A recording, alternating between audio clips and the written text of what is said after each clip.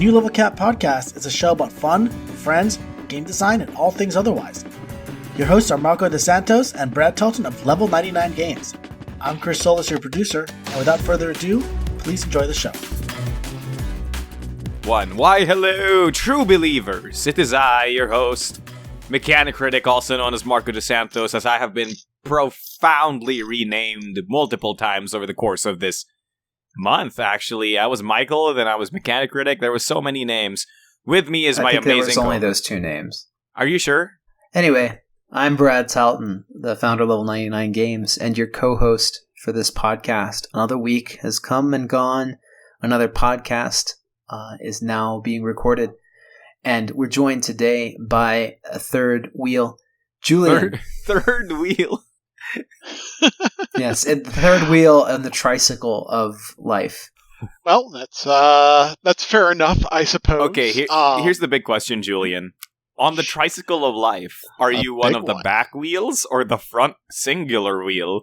I don't know if I have that perception because I'm a wheel, so I can't really understand beyond my basic perceptions of roll or don't roll. Ah. But I do understand that I am rolling at least, so there you go. I see. Life goes on. That's one way to dodge a question. That's one way to dodge a question. Don't you mean to roll a question? It worked better in my head. Hello, everyone. Welcome to the New Level Cap podcast, where we talk about game design, fun, friends, family stuff, and of course, as Chris always says, all things otherwise. Usually, I would have a crazy opening bit, but it seems that we've gone and jumped the cat, and we have started this episode off with an absurd analogy, as we usually do. Something has certainly been jumped in this podcast. But we're here this week to talk about game inspirations and design. Where do you find your inspiration? Where do you figure out what the next great thing is? How do you imagine things that never were and say, why not? Yeah. Wow, that was awfully profound. I was just gonna start off with, here's a fan question that I feel like is the impetus for the entirety of this episode. Yuri asked, what source material inspired the Indines setting? So not the game BattleCon, but the setting of Indines. I think, Brad, we should kind of give some background as to what the World of Indines is. So the World of Indines is the world that ties together a lot of our different games. BattleCon, Argent the Consortium, Pixel Tactics, Disc Duelers, 7-Card Slugfest, a bunch of games that we have, including the latest Imperial, Spells and Steam, all take place in the same shared fantasy world. Now, For me, I started working in the World of Indines quite a while ago. This world is probably, I'd say, over 13, 14 years old. Jeez. From back in my college days, I was working on this. And it was an RPG game that I was playing with friends. And that role-playing game was heavily inspired by a couple different settings that I really loved. Fullmetal Alchemist, Final Fantasy, Discworld, and a little bit of Harry Potter as well. And all those influences kind of came together to inform the role-playing game that we did. And as I continued to work on that, the game expanded, the world expanded, and eventually the world began to stand on its own. And when the time came to design all of the characters for BattleCon, I said, hey, let's just use World of Indines, since I already designed all this backstory and lore and characters. I'll just use that. And that was the start of everything to come since. Wow. Okay, here's a big question, though. So, Brad, you essentially birthed this world, so to speak, from your mind.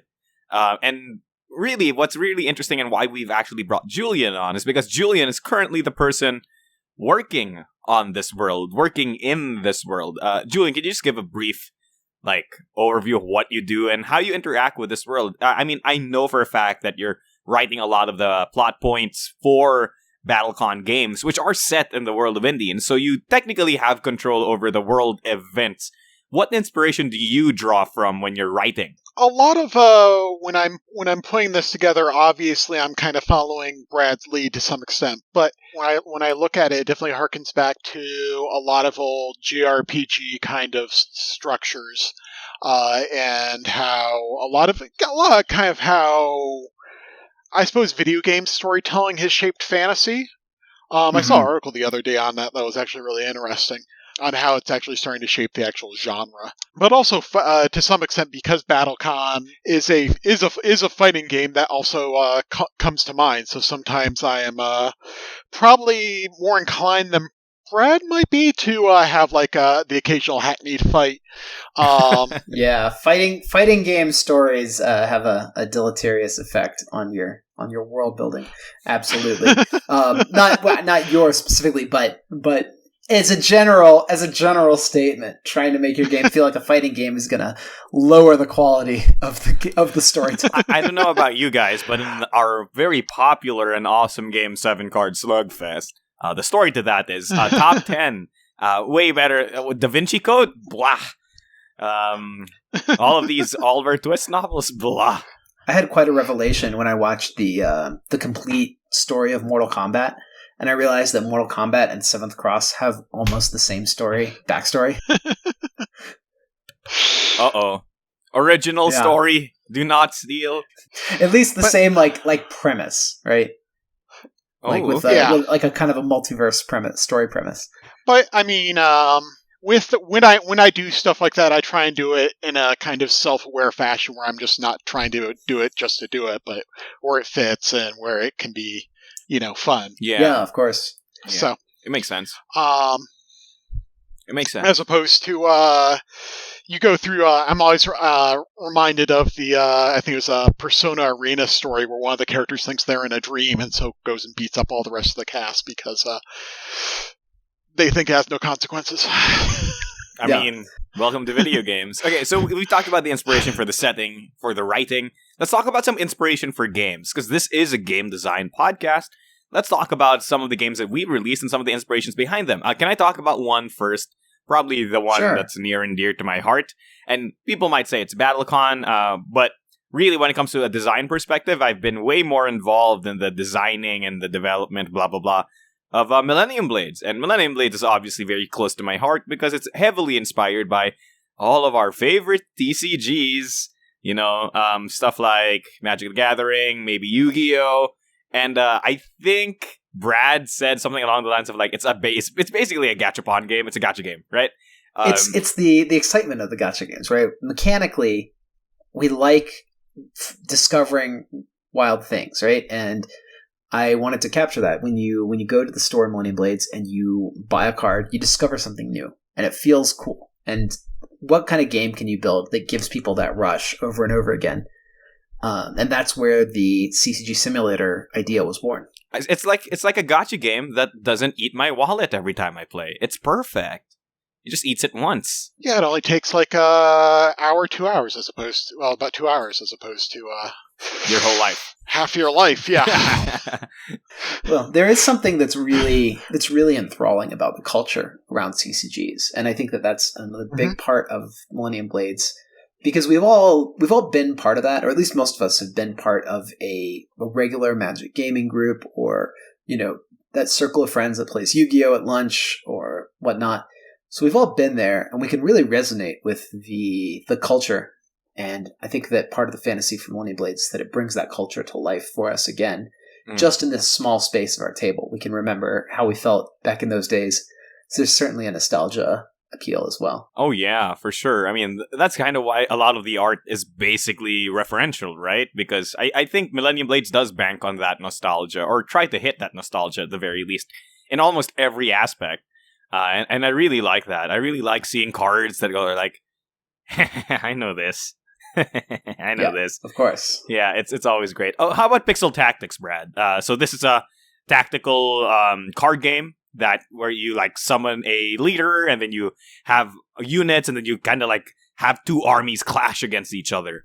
Yeah, I know a couple people have been asking about this. There's a little known Nipponichi game called Soul Nomad that is probably the closest engine-wise to Pixel Tactics. But of course, games like Disgaea, Final Fantasy Tactics, Advance Wars, and even the Pokemon trading card game have been inspirations for Pixel Tactics. Actually, the Pokemon TCG one is very surprising to me. Is it? Because you put down a character, they have some hit points, they have attack, and they have hit points, they have a couple special moves that you can use. It's pretty similar to Pokemon TCG with abstracting out the idea of energy. Oh yeah, no. I mean, it's not surprising that in the sense that, oh, I don't see it. It's surprising that how didn't I see it? You know what I mean? Yeah. Like, I love the Pokemon TCG. I played the Game Boy game when it came out, and I was obsessed with it. And I was like, holy heck, Brad's right. It is kind of like Pokemon TCG in that way. Huh. So, both of you are very inspired people who create things, unlike me, who is obviously just derivative every single time. So, I feel like there's a few questions I want to ask both of you about you and your inspirations, and how it kind of affects the way you design, the way you write, and all of this stuff. So are both of you ready for some rapid-fire questions before we head on into a break? Actually, I have a question for Brad, if you don't mind. Oh, spicy. Oh, okay. You mentioned Final Fantasy, and I imagine the burning question that goes along with that is, which one? Or ones? Yeah. My favorites were 6 and 12, which probably colors a lot of people's perceptions of me immediately. But I really like 12. It's probably my favorite of the bunch. Although 6 is certainly the one I sunk the most hours into. 12 has a lot of good memes, so I like it. I'm Balthier of Dalmatia or whatever. Rinse repeat for 2 hours. Oh, so Julian, what's your favorite Final Fantasy? Wait. Yeah. 10. 10. Okay. 10 is good. 10 is really good. I always feel it's always kind of, there is like a group of folks who like 10. It's always kind of weird and unpredictable. Oh, I really like 10. 100%ed 10. Oh, so wow. I'm there with you. It's certainly like, if I had to name it, it'd be number 3. That means you really like Blitzball, Brad. Okay, sorry. Maybe I spoke too soon. I got just far enough to get the Blitzball for Waka, the ultimate weapon. Okay, and then you stop. That's kind of all you need to do. I mean, you just figure out how to break Blitzball, and then you just repeat that until you're done with it forever. Yeah, I dodged lightning 200 times. It tells you how dedicated I was to it. Oh my gosh, Brad, you dodged I never light. managed that. I tried. I really tried. It's pretty grueling. Oh my gosh. Wait. Somebody asked me about my favorite Final Fantasy. So, next question. How does... What's your favorite Final Fantasy, Marco? It's 3. 3? Japanese 3. Right. So it's not actually 6, it's actually 3. But yeah, we've talked about this in a previous podcast, but I just like 3. That's just how it ended up being. So let's move over from this digression and this sideline, because we always get sidelined. Let's talk about these questions. Mm-hmm. How does the design process often start, right? Does it always begin with an inspiration? Does it begin with a mechanic and then you just go like, maybe something else? So what? Does it start with inspiration? Brad? Some way or another. I mean, everything starts with inspiration, right? You have to visualize something that doesn't exist before you can start. And the process of visualizing that something that doesn't exist is creativity, and the creativity always begins with an inspiration, because you can't get something from nothing. You have to start with some influences. So I think that inspiration leading to design is kind of a natural. It's an obvious follow, right? Mm-hmm, mm-hmm. That's fair. It's like you can't have left without right. The type of inspiration you get, whether it be like mechanical, like I want to create this particular mechanic, or that'll have these things move in this way and try out a set of rules that hasn't been seen before, or if it's thematic inspiration, I want to bring to life a fantasy game or a kind of horror game or some sort of mystery, etc., or even an emotional experience, which is just like I'd like to see a setting in a better world, or I'd like to make a game that makes people feel good about themselves, or that makes them feel like they are working together to overcome odds. So there are all kinds of different inspirations. And so it's not really a question of are there inspirations, but which ones are the ones that you tend to start with. Fair, but does Julian agree? Essentially, usually I would guess most inspirations. It's kind of unusual for me, because like whenever I hear somebody start with like a mechanic, that always feels weird to me. I always feel like I have to go to more towards the emotional or thematic side of things first. Though I might have a mechanical idea in mind when I'm looking at it, because I've done a lot of amateur RPG design. So. Oh. Is it amateur because it's not published, or is it amateur because they're bad? It's call them A, call them B, but mostly just not published. Okay. yeah, I mean, amateur in the sense that you're not making a living from it. Right. I see. Okay. You can be a professional and write bad stuff. You can be an amateur and write great stuff. It's a technical distinction. That is completely true. Okay. One thing that does come up a lot for me is I'll like get excited about something based on like a preview or like the art or something like that, and I'll go in and then experience and go, wow, that was disappointing. But what if it were something I liked? And then I'll start designing something. I'll read the back of a box, or I'll watch the game trailer or whatever, and I'll think, man, this is going to be neat. And then it's not the same thing that I expected, just like Julian's saying. Yeah. And so I'm like, well, if they didn't do it, then I guess I can do it. And I'll make the version that I thought I was buying from the get-go. Yeah, pretty much. Yeah, that's kind of how Noir got started, actually, our old Noir game. Because I read the rules to a mystery game, and I was like, oh, it's going to play like this. And then it was totally different. And I was like, oh, well, I guess I'll do mine. And so we got Noir out of that. All right. I'll make my own game with mysteries and killing, right? So I guess the big question I have for Julian right now is, if Brad's talking about the impetus of inspiration for one's design or one's creative outlook or project, how do you feel about the co-opting of new inspirations midway through a project? Have you ever started writing something and then in the middle of it go like, oh, it'd be really cool if we did, and then etc.? Has that worked out well for you or no? Personally, it's my problem with that is I'll be working on something for a long while, and then I'll realize, oh, this isn't going the way I want. And when I get to that point where I get inspired in some other way, unfortunately, I have a tendency to just go, let's try and start over with this, and that of course just usually means it gets dropped. Unfortunately. Yo, that's really sad, but at the same time, I think it's fair, right? Like, I guess if you have the time and the resources, if you're writing something and then you realize, I could have done this better. I mean, it's better to just start over, right? Sometimes, at the very least. I think a good question for Julian that I'd personally like to hear about is, when you're working on a project and you're not the only person on that project, or even if you're, especially like in the case of Indines, you're coming into a world that has a lot of established facts already. How do you merge your inspirations for the future with what you already understand about the genre? How do you get inspired to work on a project that is not your original creation, but you're building upon the foundation that already exists? A lot of it comes down to, I suppose, when I'm sitting down and visualizing either the story or the characters, particularly with the characters.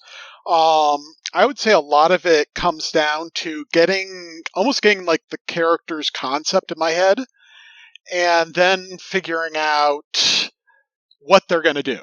And sometimes, of course, I have to fit this into an overall plot structure. Another thing my brain often goes to is, if I was a fan, what would I want to see the character I like do? Or what would I like to see the character I like? Oh, okay. So we're running the asylum now. To some extent. I mean, the thing for me is, I'll admit, I'm not going to be a fan of every character, but I want to assume that whoever's reading it is. Mm-hmm. Yeah. And granted, when I start writing off, I think I've already maybe mentioned this in the podcast, it's just kind of interesting that once I get that kind of feeling of a character, get the sense of their personality, sometimes I'll start to appreciate them much, much better than I did initially. Caesar was just like, oh, this weird old guy, cyborg dude. And then I found out that he basically acts like Auron from Final Fantasy X, and I was like, I like this guy. He's a cool character. Yeah, I went from 0 to 100. That's a good place to start, and definitely thinking from the perspective of a fan is an interesting way to find inspiration. Well, shall we take a short break and come back in a few minutes to talk about the pitfalls and the opportunities presented by inspirations? No. both of you and the audience are now captive forever before the break. You will never reach the break. The break will never come. The biggest fighting game event in the world, EVO 2019, is coming soon. Come play some Street Fighter Exceed in the vendor hall. Meet new players. Test your might against level 99 game staff. And grab a free Ken vs. Ryu demo deck while supplies last. We look forward to seeing you there. And so that's how we're going to destroy Indines and start all over. Wait a minute, Fascinating lore notes there, Julian. I'm glad that we caught all that on audio, right, Marco? I'm sorry. It's a good preview for the fans. I think the there was end a small... of Indines. I like it. Oh, the Indines. Yeah. And, Oh. Indines, yeah. I'm so sorry for the fans, but we had to go to a break. I was actually interrupted by the ads, so actually... I think the fans didn't hear how Indines ended. They will never believe what Wardlaw does in Minecraft. Not clickbait, right? Well, it turns out you just rolled all the Millennium Blades card into a ball that breached time and space and became a meteor that crashes down. I see. Oh, Summoned by the very evil Megaroth. I hear the music playing in the background now. Yes, my favorite track. We are back, everyone. Welcome back. And we're here continuing to talk about inspirations in creativity. And joined by Julian Kulek, who is our lore master here at Level 99 Games. Is that his official job title? Yeah, lore master is the actual title. Oh my god, that sounds freaking awesome. Why don't I have a cool title? I just have community manager. Like, why can't I be cool like God King, like in Civ? You could be like Fan Wrangler. People wouldn't know. Yeah, people wouldn't know what to. If your title was like God King, people would come to you when they needed, moral disputes settled. That wouldn't, you wouldn't actually be able to do the job with a title like that. That's fair. I remember because when I started Level 99 Games, I realized that I could get any title I wanted, and so my title was Supreme Overlord. And then I realized that as I got into business speaking stuff, that this title communicates who you are. And what this title communicated was that I was a child playing at business. I had to change it, and now my title's president, so that everyone knows I'm able to sign documents and make decisions. All right, Mr. President. Let's give I want to caution everyone a little bit. We're all having fun in games here, and we were all talking about how passionate we are about the things that inspire us. But I want to caution. I want to provide a cautionary tale. You have to be aware of the kinds of inspirations that you're getting, right? You have to be you can't just start cramming all of these cool things that you think would be cool into your game just because you think they're all cool, to the detriment of your game sometimes. And it's very important to understand that what are the things that are influencing you? What are the things that are inspiring you to do this? And maybe, just maybe, what things aren't worth putting into your game, right? Yeah, I think that that's a good point.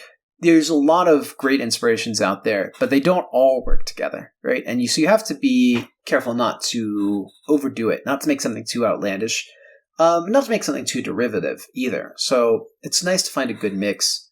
For me, I try to design a lot of simple games, and then I take 3 or 4 of those that make sense and try and merge them together to form sort of one cohesive whole. And that's how I balance the inspirations without trying to get too far into left field, and also not being too much like any one thing that I've seen before. Yeah, it makes sense, right? A good balance. Shocker. A good balance of taking inspiration and choosing to withhold inspiration, or so to speak, choosing to not integrate that inspiration into your design, is going to be very useful. Julian, let's talk about some of the benefits of being inspired and one's inspiration. Can you think of anything just off the top of your head that was totally not listed down in a docket that we prepared prior to this episode?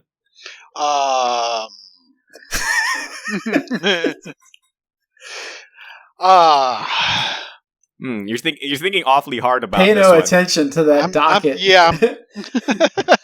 no attention. Hey, they're not gonna know. They're not gonna know. What? Just what read. They don't notes. Just read the notes.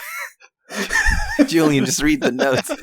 Marco, you're really harassing the guests this time. Well, he does that. He's done that to me before. It's his Marco operandi. Marco operandi. I'm done. I quit. Oof. Oof. Big oops. Recently I taught my mom about what stuff like big oof meant. And she was like, your language is incomprehensible. It is English, but it is not my English. So, some of the benefits of being aware of your inspirations are the chance to basically create something new, right? Like, maybe it's a bit derivative, but it's a chance to create something better. Have you ever been able to look at the design? I guess you've done this before, where it's like what he was saying earlier, yeah. Exactly what you said. That I see something and it doesn't live up to my expectations. Yeah, right. And I can imagine a better version of what I just saw, and I'm compelled to create it. Yeah, right? And that's an understanding that you are inspired by something is the starting point to being able to improve on it. Yeah, I feel like the big problem sometimes is you don't quote unquote check your inspirations and you just end up doing the same thing instead. You know what I mean? Well, you see a lot of that in game design and RPG design, where people will take an idea from another game or from a setting and kind of throw it in because they think it's cool, and not really consider whether or not it actually makes the game better. Yeah, I think especially you can see this in a lot in comics and anime too, that some of the newer works that come out don't really improve on their genres, or they just kind of rehash what was popular last season, right? And a lot of that is the production teams being wary of trying to do the safe thing. Yeah. But to some extent too, yeah, I guess it's a worry of being too safe. You're trying to be safe. You're trying to minimize risk, and that's not a good way to do creative work. Exactly, but to do something truly transformative or something really creative, you can't just completely look, man. I love manga. I love reading comics and stuff. But if I ever have to read another alternate reality storyline, or I have to freaking read another isekai manga, I'm gonna cry, right? Like, I am done with all of this. It's so derivative, right? And we keep using that D word, right? Derivative. And I mean, like, it's often like taboo to say something's derivative. There's nothing wrong with being a little bit derivative, but if you're completely 100% just, I'm just Naruto, but instead of ninjas, it's bakers, and basketball. Then basketball or something. Like, we're done. It's like I'm done and sick of it. I would say yes and no. I would say sometimes originality can be kind of overrated. I think when you're thinking of things, but I think both in game design and storytelling, drawing upon earlier works is kind of like it's almost like kind of like building on a technology or on a process. And you can use that well if you take something that's been done before and you just do it really well, maybe introduce something new, or just do it better than it's done before. That can work out. But quite often when people are kind of pulling these kind of things, they don't really think about how to advance what they're working with. And that's kind of the thing. Yeah. It's got to be different, or it's got to be better, or it's not even worth making. Oh, okay. So I think we're steeping into the problems with inspirations. Well, it all rolls into one, right? Yeah. Like if you're going to make something new, then it has to be something we haven't seen before, or it's got to be an even better version of something we've seen before, right? Like, nobody wants to see, like, I guess what's a great example, like Super Meat Boy, right? This is a game that's basically Mario Brothers, but it's either A, different, or B, better, and so it's worth it. But we've seen a lot of platformers that are, say, not as good as Mario Brothers, like, I don't know, Bubsy or Aero the Acrobat or some of these other guys, and they just don't add to the genre. Yeah, right? And that's what makes people feel like they're, basically devoid of any passion. They're like dead on the inside, right? Because they literally just try to. It's obviously that they're just trying to be derivative, and there's no soul put into the project because nobody cared enough to make it better. Nobody cared enough to make it at least different, right? And that's essentially the problem. Like, it's kind of like how every Call of Duty game blurs into each other in a way that it's like, this is just the same game. Though I think Call of Duty that's doing an injustice to Call of Duty, because they at least try. I mean, when you get to games like the NBA 2K whatevers and the FIFAs, like, they are all literally just the same game, right? Mm-hmm. Well, one thing it's like in the World of RPGs, there's the term called the Heartbreaker, which usually refers to somebody who's a designer who's probably only played Dungeons and Dragons or games that are very much like it, and they go, I've got this idea, like, why don't we get rid of classes or something like that? And they'll go and they'll make this new game, and they're called Heartbreakers because you look at them and you're just like, this is got like this like one neat idea, but the rest of it is just the same as what's come before. Yeah. And sometimes that new idea will be something that's been actually done, iterated on perhaps hundreds of times before, and they just were completely unaware. Oh, so it's heartbreaking. And somebody's poured a lot of heart and soul into this project. Yeah. And just didn't do the research, right? That's a real problem. I've met a lot of designers who say, I don't want to play a lot of games because it'll influence my designs. And I say, like, of course it's going to influence your designs. Do you think that there are writers out there who don't read books? No. Yeah. There's no movie directors that don't watch movies. If you're going to design something, you got to be immersed in the medium. Yeah. It's not like design is easy to copyright either. It's you can at least, if I were to come up with a game called, Gadget the Mathering, and have it be very close in terms of style and all that, then I could probably get sued. But if I make a game where you spend mana to play a card, unless I'm using their copyrighted terms, I'm probably fine. Yeah, I mean, you can't copyright mechanics, right? And I mean, at the end of the day, I do think it's very important to note that being immersed in the medium and playing all of these games is literally just fancy for saying, find your inspiration, right? Find where your inspirations come from and be aware of them. Because it's one thing to not have any inspiration and just try to create something from the ether. By the way, that's never true. You're always drawing inspiration from something, whether you know it or not. And it's another thing to say that, hey, I'm aware of what's influencing my design.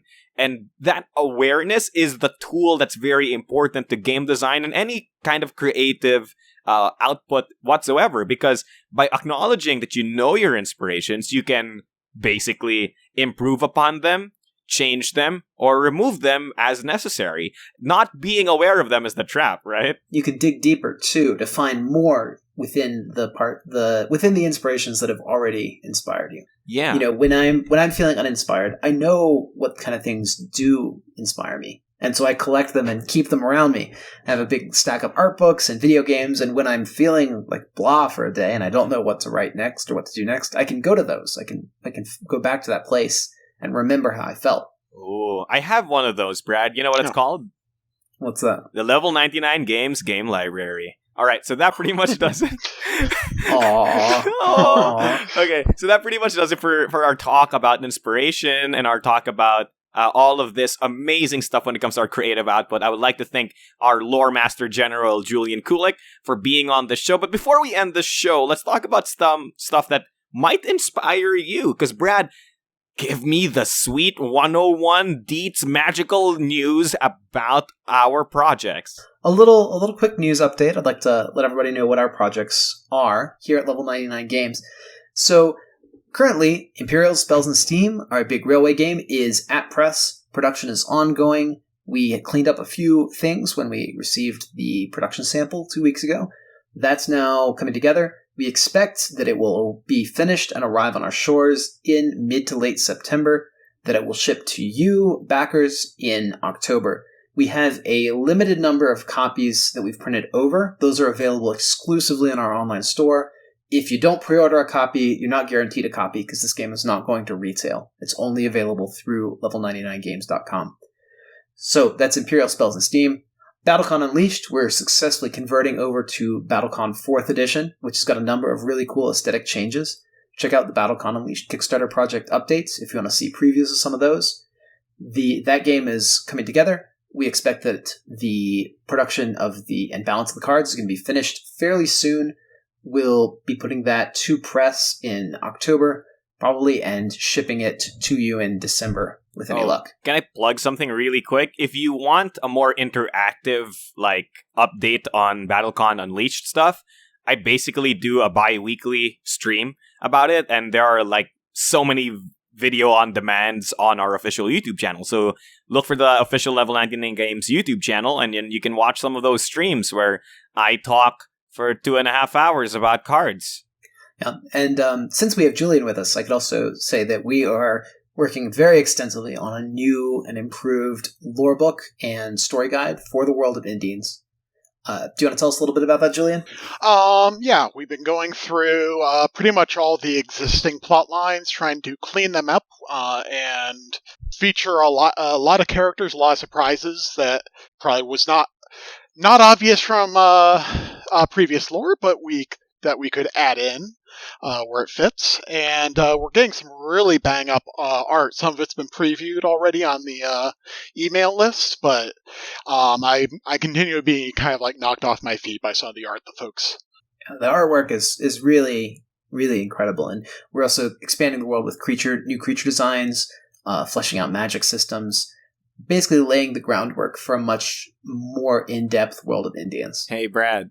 Yeah. Is this an indication that we're finally making that RPG that did exist but doesn't exist yet? Is this real? I mean, there's been an awful lot of talk about RPGs today. I don't know why that is. Spicy. Spicy. Nothing revealed on the stream. Nothing revealed on stream. In terms of other projects, our new season of Exceed will definitely be announced the week after Gen Con. Definitely. Is that a definitely or a maybe? Definitely. Also, we are putting together Millennium Blades Collusion. The gameplay is coming together. Artwork will be finished up early in 2020. So we're planning to release that in spring of 2020. Production should be finished up around then. And our Seventh Cross, we are in the graphic design visuals stage. So we're hoping to bring that to Kickstarter in the next 2 to 3 months. So look out for previews of Seventh Cross to return to our blogs and to hopefully some reviewers' video streams in the near future. Oh my gosh. Oh, by the way, if you're a reviewer listening to this, hit us up whenever that happens. Yeah. So cool. And that is pretty much all the news that I can talk about on stream. We've got a lot of more exciting stuff coming down the pipe, but there's still quite a bit that needs to be signed and sealed and approved before we can make announcements. All right, so we're not going to get Cake Boss of Indines just yet. Oops, did I reveal that? Will neither confirm nor deny Cake Boss. Cake Boss of Indines? All right. So without much else to say, thank you so much for listening to this episode of the New Level Cap Podcast. As usual, it's been me, your host, Marco DeSantos, also known as a Mechanic Critic, and with me is my Cake Boss, Brad Talton. and with us both is our inestimable lore master, Julian Kulik. Oh my gosh. Yeah. Thank you, gentlemen, and thank you to all of our listeners. Yes. And you know what? Thank you, World of Indines. Thank you, and good night. Happy gaming. Don't forget your Switch style. The New Level Cap Podcast is produced by Level 99 Games. Join us next Wednesday for more design talk and shenanigans. Thank you for listening.